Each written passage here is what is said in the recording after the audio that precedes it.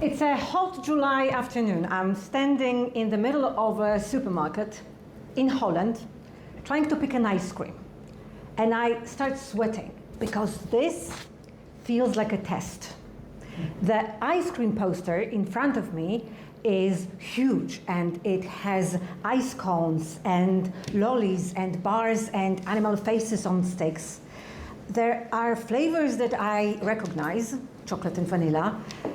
There are flavors that I've never heard of before, like stracciatella, that sounds and looks like a skin disease. And there are flavors that I can't believe exist, like cookie dough, chocolate chip mint, and bubblegum. Bubblegum ice cream? That can't be real. My Dutch host, Johanna, is standing next to me, and she's waiting for me to finally make up my mind. And she's getting impatient and says, just pick one already. And I wish it was so simple, but it's 1988, and I'm a 16-year-old girl from communist Poland on a school exchange, and it's my first time in the West. I'm dressed to the nines, yellow trousers, and a turquoise top, both homemade. And across the front, my top has this Chinese character that I very carefully copied from the packaging of my fountain pen. And to this day, I have no idea what it said. Could have been fountain pen, could have been property of the People's Republic of China. I'll never know. But I love this outfit. My mom made it by hand, especially for this trip. And she didn't make this outfit by hand because she was some communist tradwife. No, back then, in 1988 in Poland, you couldn't just walk into a store and buy clothes just like that. Back then, everything in my country was in short supply because most of what we made, we had to send to our big brother in Moscow. Apart from vinegar. Vinegar was always there, which makes me think how the vinegar must have really sucked if even the Soviets didn't want it. So ice cream was a real treat, very rare treat. And it came in two flavors, chocolate and vanilla, and one shape, a brick. And if you were lucky, that brick had a wafer on both sides, and then it was called an ice cream sandwich. But those were harder to come by than toilet paper in COVID. So, it sounds bleak, right? But it wasn't. I was a kid, right? For me, it was normal. I wasn't bitter about not having things. Actually, I once remember watching an American movie, very rare back then, and there was this scene where an American housewife was complaining to her husband. She was saying, "We're so poor, we can't even afford ice cream for our children."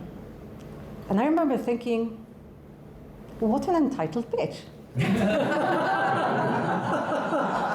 That's how normal it was. Not having things was not sad. It was just another day in the People's Republic of Poland. So I'm standing there in the middle of the supermarket, paralyzed by choice. And at the same time, I'm trying to play it cool. Because I don't want Johanna to think that I'm some wildling from behind the Iron Curtain, which I am. I know it, she knows it. Her family definitely knows it. On my first day at their house, her dad showed me the television and asked if I'd ever seen one before. And that's when I realized how they saw me. This mysterious creature from Poland, where, as we know, polar bears roam the streets. Someone they were really keen to introduce to the wonders of the Western civilization, like televisions, video recorders, and toasters. I'm really upset that they think that I've never seen a toaster before in my life. And a bit embarrassed, because I haven't. So I'm trying to act like a girl who chooses ice cream every day. But yeah, it's not working. And Johanna is already rolling her eyes.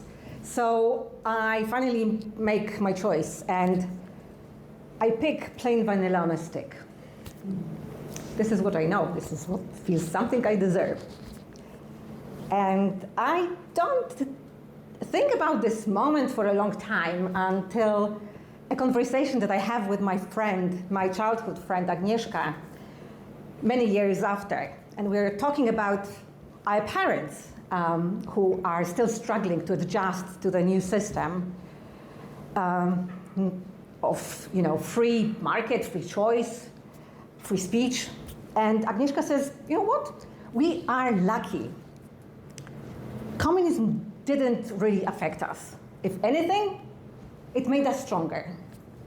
And I think, she's right. Remember how people were panicking about toilet paper in lockdown? Yeah. Amateurs. I went months without toilet paper. You just use old newspapers. Tip. In this country, the best one is the Sun.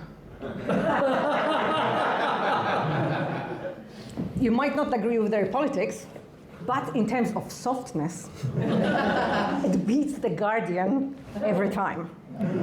So all you need to do is just take 2 pages from the Sun, rub them together like you're hand washing them, and after a minute, you've got yourself Kushel Ultra Soft, tabloid edition, and you're ready to go.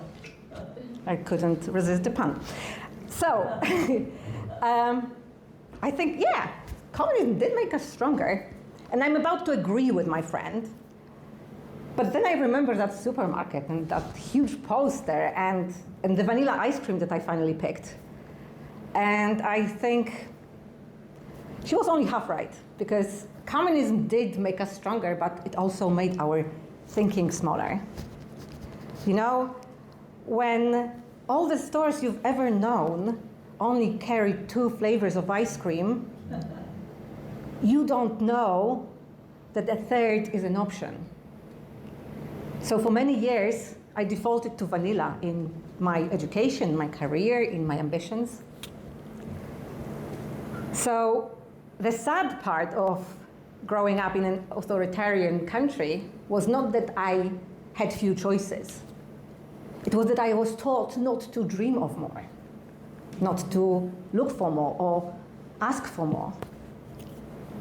The Berlin Wall came down in 1989, a year after that trip to Holland. But my thinking took many, many more years to change. And I still sometimes find myself reaching for vanilla.